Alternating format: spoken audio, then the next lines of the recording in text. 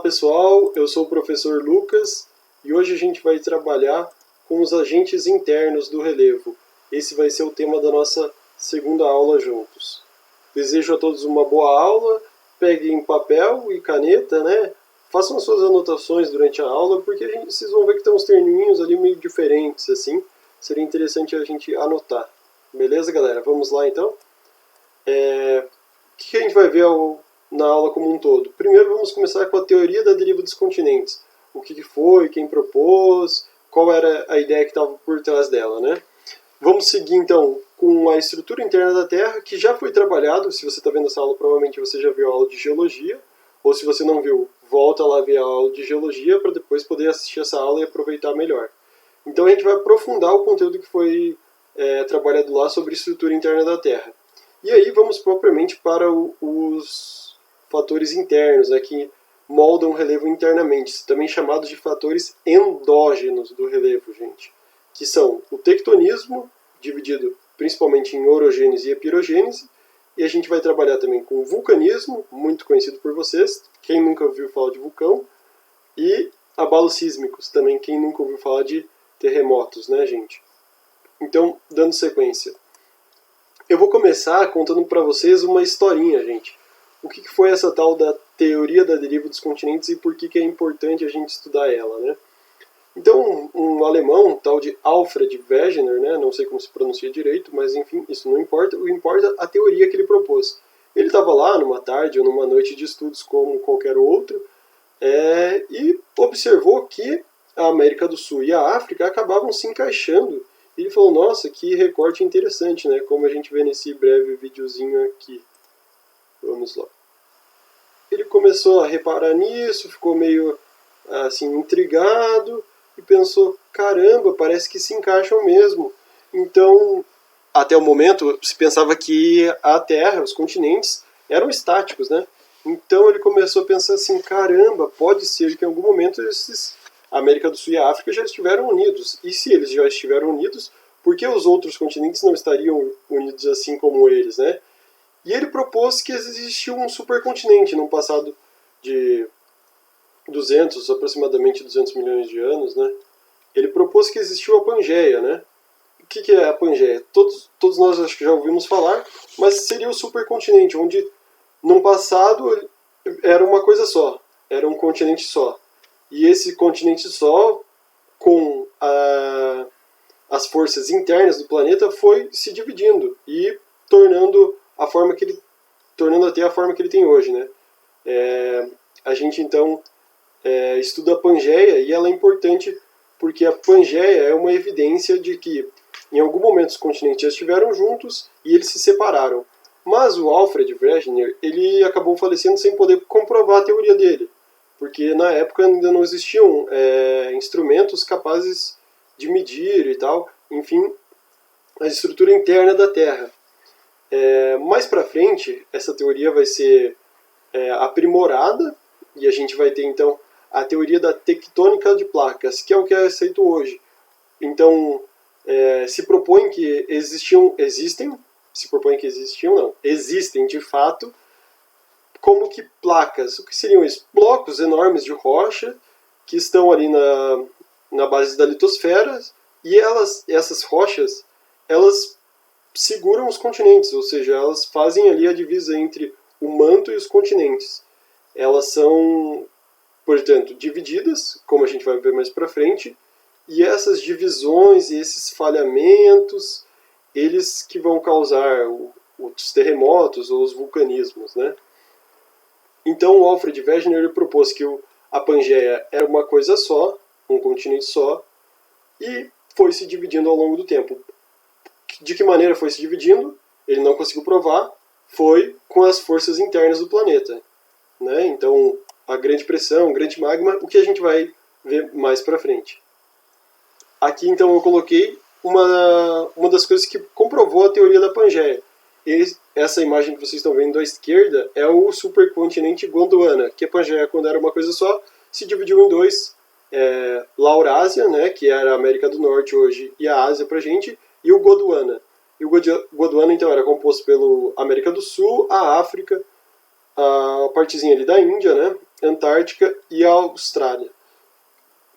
Como isso tudo estava junto e como isso foi provado? Através de fósseis, né, galera?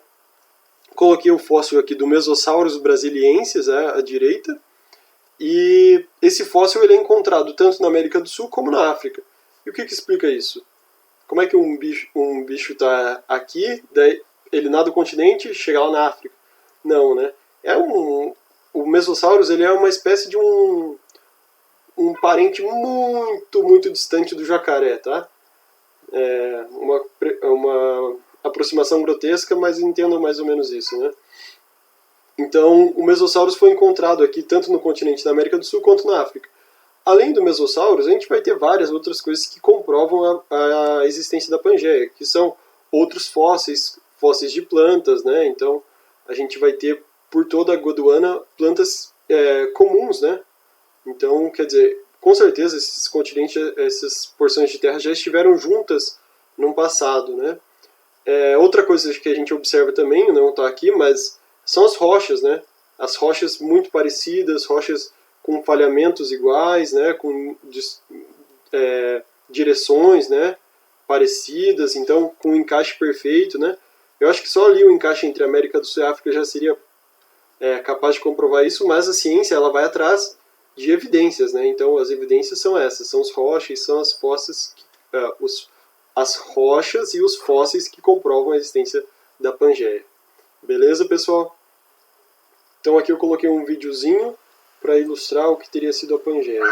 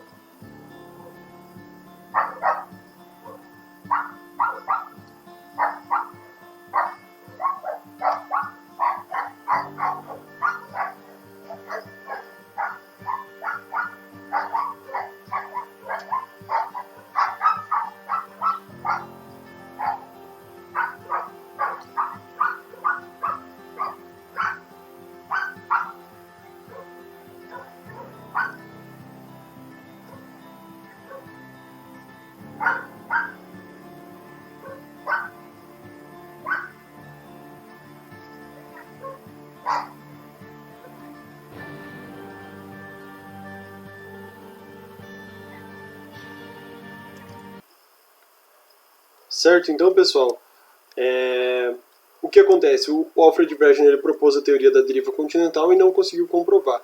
A teoria da tectônica de placas, que é a mais recente e é aceita atualmente, ela é comprovada com os estudos, com os avanços militares, enfim. Na Segunda Guerra Mundial, ali a gente vai ter submarinos e eles vão comprovar a existência de uma cordilheira debaixo do oceano. E a gente já vai ver isso daqui a pouco. Antes, só para fixar esse conteúdo, vamos fazer uma questãozinha aqui que caiu no Enem. No mapa é apresentada a distribuição geográfica de aves de grande porte e que não voam. Preste atenção, não voam. Então a gente tem a ema no Brasil, o avestruz na África e o emu na Austrália, né? Então essas aves não voam. Há evidências mostrando que essas aves, que podem ser originárias de um mesmo ancestral, sejam, portanto, parentes. Considerando que, de fato, tal parentesco ocorra, uma explicação possível para a separação geográfica dessas aves, ou seja, como essas aves estão em diferentes continentes, como mostrada no mapas, poderia ser: qual a explicação para essas aves estarem em diferentes continentes e terem um ancestral comum? Gente, vamos lá, a letra A diz: a grande atividade vulcânica ocorrida há milhões de anos eliminou essas aves do hemisfério norte. Não, nada a ver. Letra B. Na origem da vida, essas aves eram capazes de voar, o que permitiu que atravessassem águas oceânicas ocupando vários continentes. Também não, nada a ver, porque o texto diz pra gente que essas aves não voam, né? E ele teria que especificar se fosse um ancestral que voasse, né? Fosse capaz de voar. Letra C. O ser humano, preste atenção, em seus deslocamentos transportou essas aves. Me diga, quem transporta uma ema? Quem transporta um avestruz de um continente para o outro? Assim que elas surgiram na Terra, distribuindo-as pelos diferentes continentes. Não, né, gente? Letra D, o afastamento de massas continentais formadas pela ruptura de um continente único dispersou essas aves que habitavam ambientes adjacentes. Com certeza, ele está falando aqui para a gente da Pangeia, um continente único, pode ter separado essas aves geograficamente, como está ali no enunciado, né? A existência de períodos glaciais muito rigorosos, não, nada a ver também com as aves, né? O período glacial também provocou um deslocamento gradativo, não tem muito a ver porque são aves que não voam, né? Então, mais uma evidência aí da Pangeia são essas aves, grandes aves de grande porte, né? Dando sequência, então, gente, relembrando a aula de geologia, a gente vai entrar no assunto aqui de estrutura interna da Terra de novo. Por que a estrutura interna da Terra? Porque até agora falei para vocês da teoria da deriva dos continentes que se transformou na tectônica de placas. Mas o motor disso, o que está por trás da deriva dos continentes? A gente precisa entender primeiro a dinâmica interna da Terra para depois entender melhor essa teoria da tectônica de placas. Então, relembrando, a Terra ela tem o núcleo interno, o núcleo externo, e a gente vai ter também o manto. Gente, o manto que é aquele formado por magma, basicamente. E quanto mais próximo ao núcleo, eu já falei também, a pressão é maior e a temperatura é maior, né? Isso é bem claro quando a gente vê ali que eles usam até cores mais quentes, né, para o núcleo, e a pressão também é muito grande. Então, o interior da Terra é essa bagunça, é essa temperaturas elevadas, são pressões muito altas, é uma mistureba, é uma loucura o interior da Terra, eu diria. Então, o que vai acontecer, gente? Como a temperatura é elevadíssima, ela vai causar algumas dinâmicas interessantes ali, né? Então, lembrem-se de vocês que a estrutura interna da Terra ela é formada por núcleo e manto, e o manto ele é principalmente formado pelo magma. Magma nada mais é do que lava, né? Já falei para vocês que você brinca de o chão é lava, mas lembre-se quando você brinca de o chão é lava que o manto é lava, gente. Então essa lava ela vai estar ali, vai ter nessa bagunça, nessa alta pressão e alta temperatura. O que vai acontecer, gente? Vai acontecer um movimento que a gente chama de células de convecção. Assim como acontece ali, eu coloquei o exemplo da panela, né? Acontece com uma panela, quando você esquenta a água que está bem ao centro, ela vai subir, né? Vai tomar essa direção para cima, e logo a água quente vai indo para os lados. E indo para os lados, vai se direcionando para baixo. O que acontece, gente? A gente sabe que sempre, com o princípio da física, né? O mais quente sempre tende a subir e o mais baixo tende a ficar embaixo. Então, a temperatura do núcleo acaba esquentando o manto ele vai criar essa célula de convecção. Então, sobe a temperatura, sobe o magma, vai elevando em direção à crosta, à litosfera, né? Ao nosso planeta. Então, essa temperatura que sobe magma, sobe temperatura, sobe toda aquela loucura, vai descer. Então ela vai gerar uma corrente de convecção que é mais ou menos isso aqui, ó. É uma loucura, como se fosse um catavento, sei lá eu. A corrente de convecção é uma loucura. E essa corrente de convecção vai ser muito importante, porque ela vai dar origem a tudo que a gente tem de movimento interno, de tectônica de placas, de vulcanismo, enfim, essa corrente de convecção vai ser muito importante para a gente entender a dinâmica interna da Terra e para a gente entender os agentes internos que moldam o relevo, né? Não sei se falei para vocês, desculpa, posso estar meio atrapalhado aqui, mas o relevo o que é? É a forma da Terra, como a gente vê numa paisagem, uma montanha. Aquilo lá é o relevo. O relevo é a tradução da forma da Terra. Então a gente está vendo lá, tem aquele formato, certo? Então, o que vai moldar essa parte interna, principalmente essa corrente de convecção, gente. Então, o magma sobe, aquece, é aquecido, ele vai se resfriar, porque próximo à crosta, a temperatura já é mais amena, mais longe do núcleo e mais próximo da crosta, né? A temperatura já é mais amena, e vai descer. Então, cria essa célula de convecção, certo, gente? Vou colocar aqui um videozinho para a gente compreender melhor. It's hard to imagine a force that can move continents apart. Yet this is precisely what the Earth's inner heat is able to do.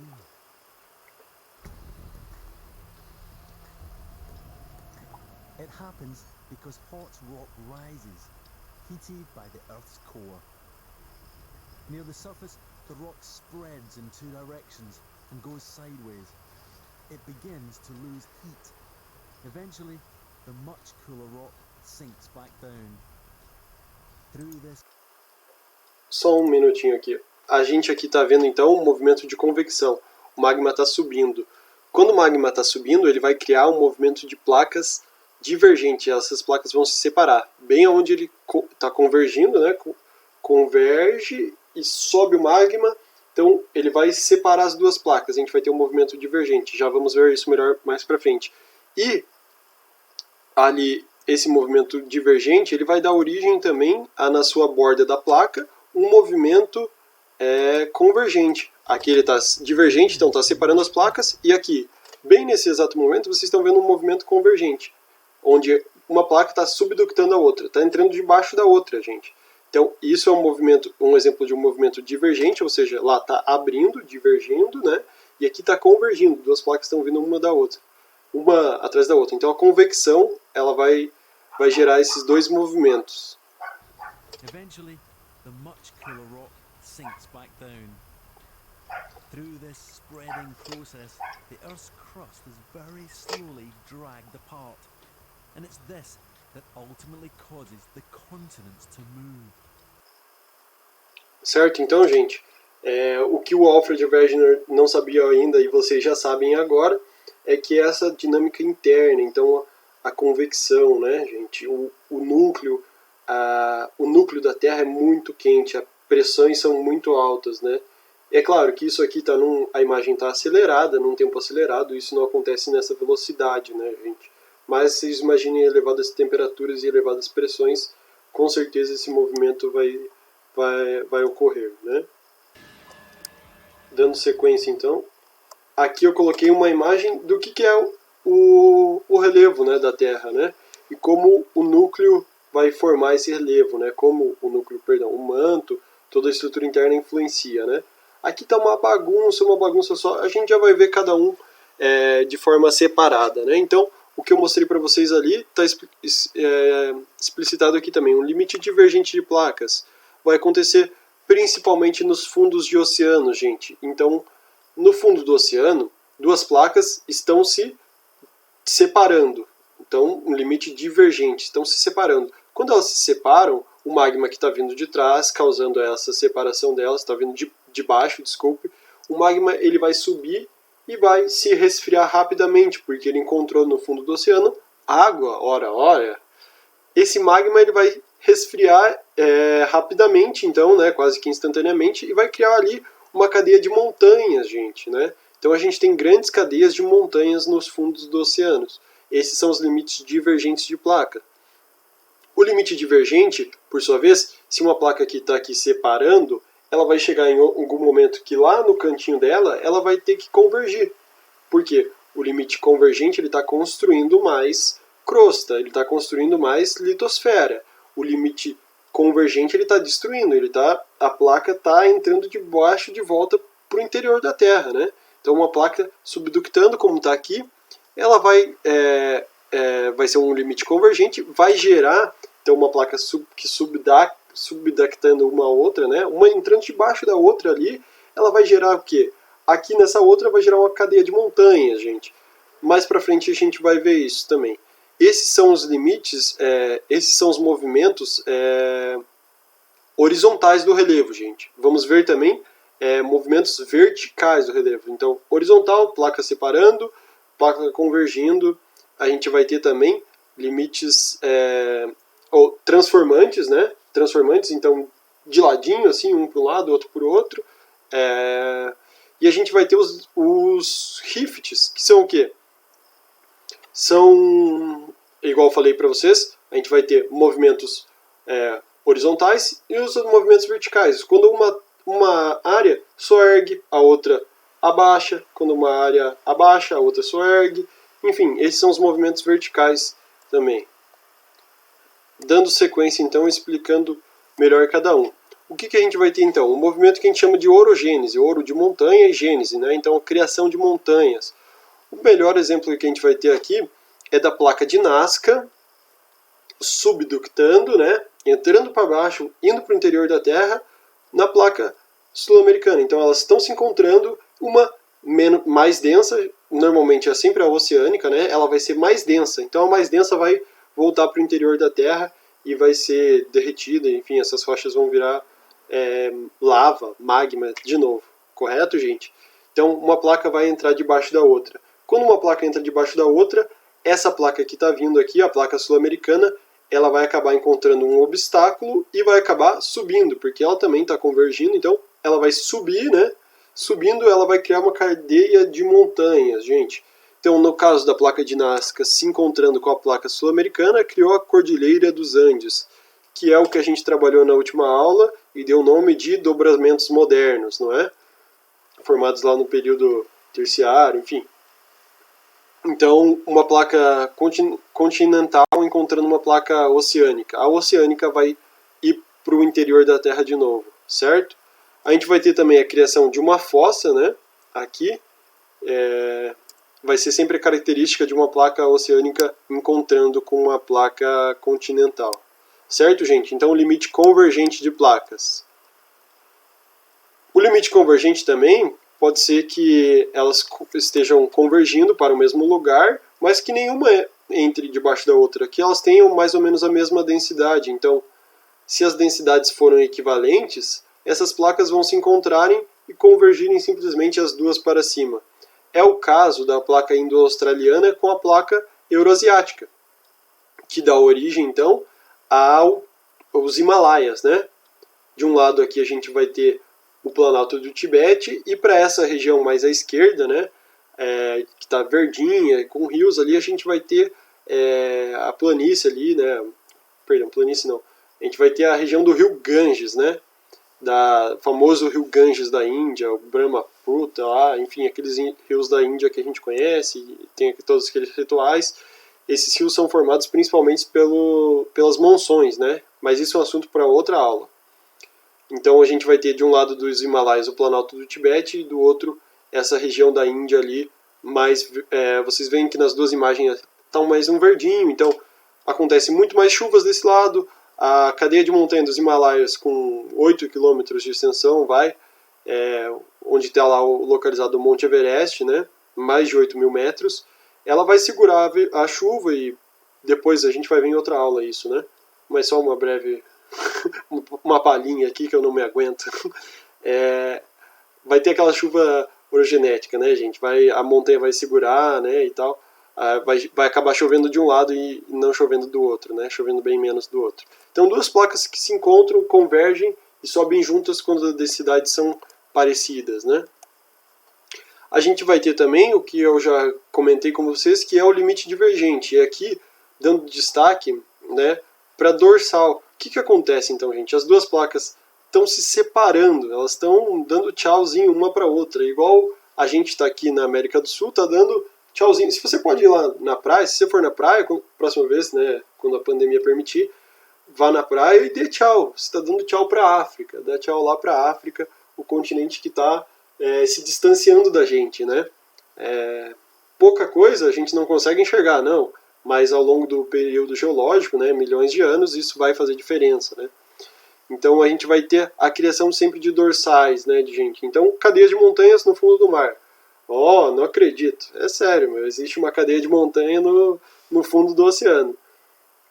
E já eu mostro ela para vocês. Então, aqui a gente vai ter a dorsal mesoatlântica, onde a placa norte-americana está se separando da placa eurasiana. Mais ao sul, a gente vai ter a placa aqui, um minutinho, deixa eu mostrar aqui para vocês. Não, perdão. Então a gente vai ter também a formação dessa dorsal, né, gente? Dando sequência, então. Vamos lá pro videozinho. Vamos ver o que a gente tem aqui.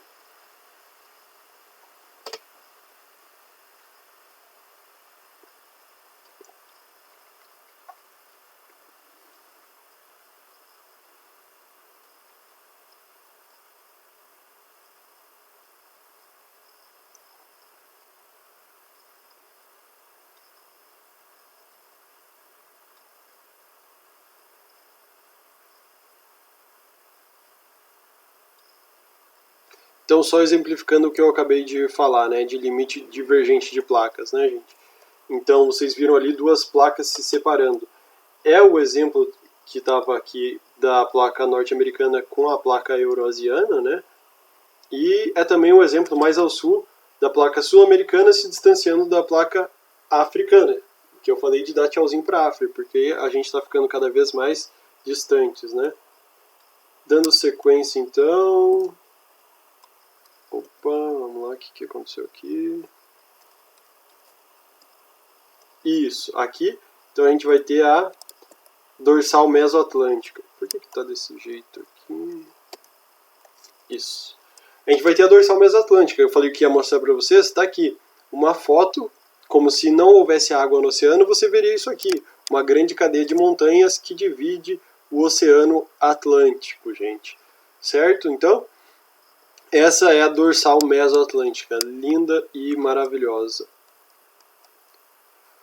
Outro tipo de limite de placas, a gente vai ter então aquele que eu falei que é de ladinho, gente. Quando duas placas estão se dividindo uma da outra de ladinho, não estão nem se convergindo nem divergindo, elas estão uma de ladinho com a outra, estão se separando. É um limite conservativo, porque ele conserva a litosfera, né? Os outros eles são limites, o limite convergente é um limite destrutivo, a gente chama, né? Ou transformante, né? Então é o caso clássico da falha de San Andreas, né, gente? Para quem jogava lá o GTA San Andreas, né, tinha um CJ, é dessa região aí que a gente está falando. Brincadeiras à parte, essa parte do oeste dos Estados Unidos, onde acontecem muitos terremotos, inclusive, justamente porque estão num limite de placas, gente. Então, duas placas estão se separando e abrem... devia ter colocado fotos aqui, mas enfim, vocês pesquisem fotos de... o relevo se abre assim, ó, como se fosse coisa de filme mesmo. Ele se abre no meio, você vê a Terra assim se separando, literalmente. Claro, isso é muito pouco, igual eu falei. Aos olhos humanos, no tempo da nossa vida, a gente não vai ver mudanças significativas, mas enfim, essa partezinha aqui da oeste, ela está se separando de todo os Estados Unidos, né? E em alguns milhões de anos, isso aí vai virar uma ilha, né? Certo, então? Dando sequência, a gente vai ter ainda a epirogênese. O que é epirogênese, então? São os movimentos verticais da placa, igual eu falei para vocês. Movimentos horizontais são orogênese e tal, né? Convergente, divergente, transformante, são movimentos horizontais de placa. Agora a gente vai trabalhar um movimento vertical da placa, então para cima e para baixo. A gente vai observar principalmente em transgressões e regressões marinhas, então quando o mar regride, o mar avança, enfim, isso ao longo de milhares de anos, né? A gente teve isso muito no período quaternário, transgressões e regressões marinhas. A gente vai observar então áreas que se elevam, áreas que soerguem, áreas que abaixam, né? Diminuem de altitude, enfim. Vão dar origem a graben e horsts, mas isso não são termos para vocês guardarem de maneira nenhuma, tá? Fiquem tranquilos. Dando sequência, então, a epirogênese, a gente vai ter o famoso vulcanismo. Vulcanismo que todo mundo queria chegar aqui. O vulcão, o que é, então? Existem diferentes maneiras, só dando uma adendo aqui, né, gente? A gente conhece o vulcão dessa maneira, como ele está ali, com um cone, com um chaminé, e a lava e voa lava, e não é só isso, tá, gente? Existem diferentes maneiras de vulcão, né?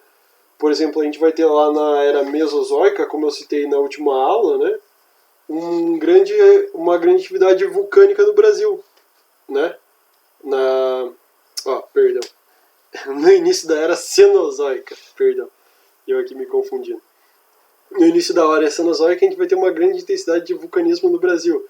Esse vulcanismo vai ser de que tipo? De derrame. Não vai ter um vulcão, uma cratera, não vai ter chaminé, não vai ter boca, não vai ter nada. Vai ser um derrame suave, que é o que a gente chama de terra roxa, já expliquei na aula de geologia, né? Então um derrame vulcânico que criou rochas basálticas, enfim, deu origem à terra roxa aqui no Brasil. Ok? a gente vai ter esse tipo de vulcanismo, mas o clássico é esse vulcão aí da imagem, certo? Então, o magma do interior da Terra, em elevadas temperaturas e pressões, vai fazer pressão, a gente vai ter ali uma região que é a câmara magmática, vai segurar esse magma, em um determinado momento, esse magma pode ser expelido. Quando ele é expelido, ele pode ter a forma de lava, ou ele pode ter a forma de rochas, né?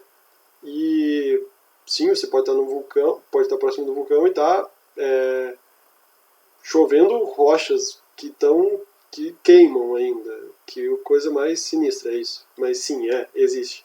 Ou também eles podem ser, são os piroclásticos, os famosos vulcões piroclásticos, ou em forma de nuvem somente, né?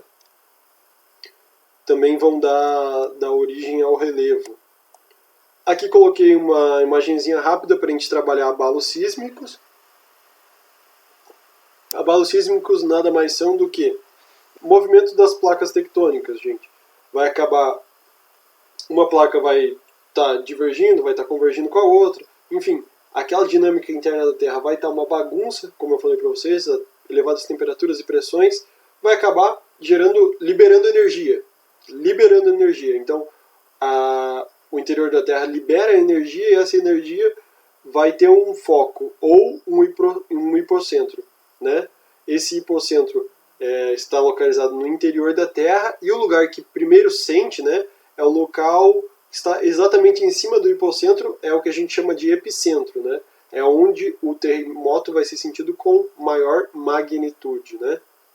Perfeito, gente? Então, a Terra vai liberar energia, elevadas temperaturas e pressões, as placas vão se mover, vai liberar essa energia que vai dar origem a ondas, né? Como vocês veem, essa onda vai se propagando pela crosta até chegar ao epicentro, que é o quê? Uma cidade, pode ser no meio do mar, se for no meio do mar, dá origem ao tsunami, maremoto, como vocês já conhecem. Perfeito? Fazendo uma revisãozinha aqui, né? E dando um destaque para as placas tectônicas, né? A gente vai ter, então, falhas transformantes, como eu falei por último para vocês ali, a falha de San Andreas. Uma está fugindo da outra, né? De lado, assim, de ladinho, né? Então, duas placas que deslizam uma ao lado da outra, né? Um exemplo é a falha de San Andreas, enfim. Um limite convergente de placas, quando as placas se encontram.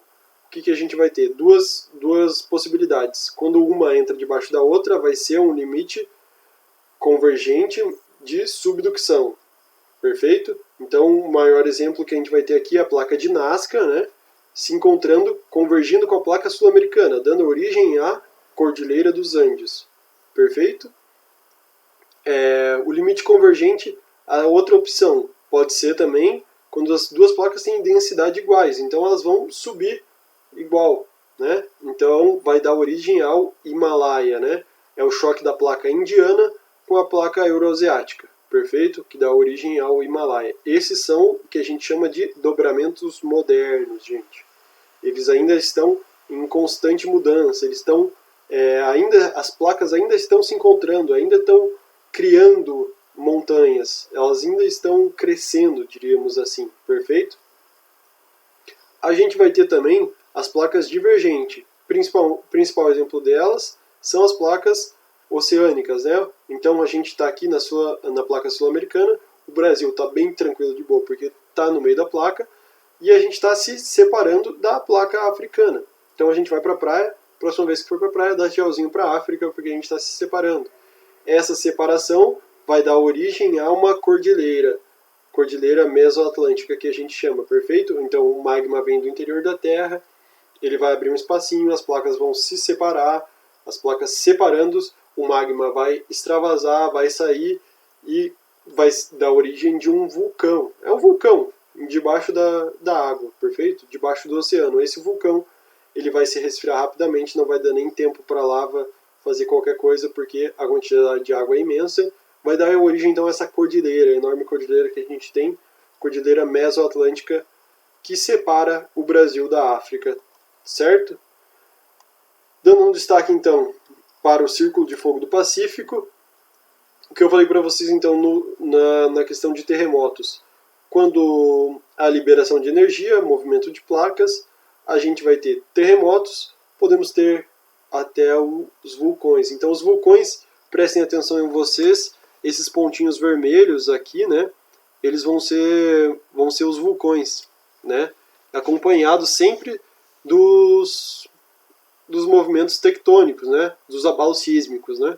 Então os vulcões vão estar em lugares muito próximos da onde tem muito terremoto, né. Então onde tem terremoto tem vulcão, onde tem vulcão tem terremoto. Por quê? Porque é um limite de placas e isso é sempre um problema, né. Perfeito, gente? Aqui exemplificando as placas, né. Vou dar um destaque aqui para a placa sul-americana, que é onde a gente está. Então, o Brasil está seguro, entre aspas, a gente pode ter algum tremor, sentido de outras placas, né? Igual eu falei para vocês, quando o hipocentro chegar a atingir aqui, a gente nunca vai ter o epicentro aqui no Brasil, mas o hipocentro essas ondas podem se propagar e a gente sentir aqui, né? O epicentro, por exemplo, pode ser no Chile, pode ser numa região de limite de placas, né, gente? Então, lá no Chile, Bolívia, Equador, Peru, são regiões propícias a terem terremotos. A gente pode sentir aqui, mas a gente nunca vai ter o epicentro do terremoto no Brasil. Então a placa sul-americana está se encontrando com a placa de Nazca, formando a Cordilheira dos Andes. A placa sul-americana está se distanciando da placa africana, formando a dorsal mesoatlântica e dando tchauzinho para a África. E essas são as placas mais importantes que a gente tem para guardar aqui no nosso território. A gente vai ter ali a placa indiana com a placa euroasiática convergindo, mesma densidade das placas, elas vão subir juntas e formarem o Himalaia.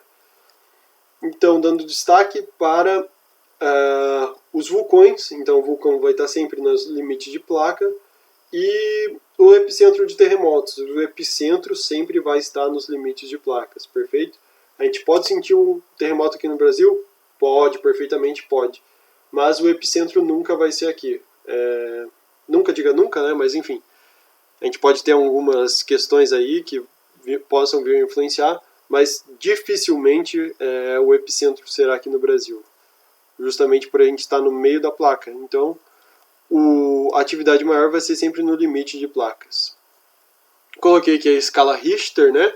A escala que é usada para medir a magnitude do terremoto. Vocês sabem bem que ela é uma escala logarítmica. Isso significa, então, que ela é elevada a uma potênciazinha ali de 10, né? Então, um terremoto de escala 4, ele é 10 vezes maior que um de escala 3 e 10 vezes menor do que um de escala 5. Perfeito? Isso vai sendo sempre... Vocês entendem melhor do que eu esse negócio de log aí, vocês vão entender muito melhor do que eu. Mas enfim, é sempre 10, 100, 1000, né? Sempre assim, é sempre elevado a potência, que é a questão do log lá, né? Coloquei ali as intensidades, né? Depois vocês dão uma olhadinha nisso, né? Um terremoto pode ser forte ou fraco, né? Moderado. Enfim, a escala que a gente tem para medir a magnitude dos terremotos. Mais uma questãozinha aqui. Vamos lá. Eita, já coloquei a resposta. Que vacilo. Enfim, na noite de 22 de abril de 2008, um terremoto de 5,2 graus na escala Richter abalou o estado de São Paulo. O tremor, sentido também nos estados Paraná, Santa Catarina e Rio Grande do Sul, ocorreu por volta de 21 horas. O epicentro foi registrado a cerca de 215 km de São Vicente, no litoral sul de São Paulo, aproximadamente 10 km de profundidade, segundo o US Geological Survey, órgão do governo dos Estados Unidos que monitora desastres naturais, o órgão de geologia dos Estados Unidos, né? Então vamos lá. Com base no texto, no mapa, que eu não coloquei o mapa, mas enfim, o mapa, tenho uma ideia a vocês que seja este aqui, beleza? Os maiores e mais violentos terremotos ocorrem nas bordas das placas tectônicas, a exemplo do que ocorreu em 2004, quando o choque entre as placas euroasiática e indo-australiana gerou um enorme tsunami no Oceano Índico.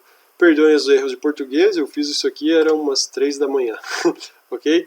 Então, sim, como eu falei, os terremotos eles vão ocorrer sempre nas bordas de placas, nos limites de placas, né?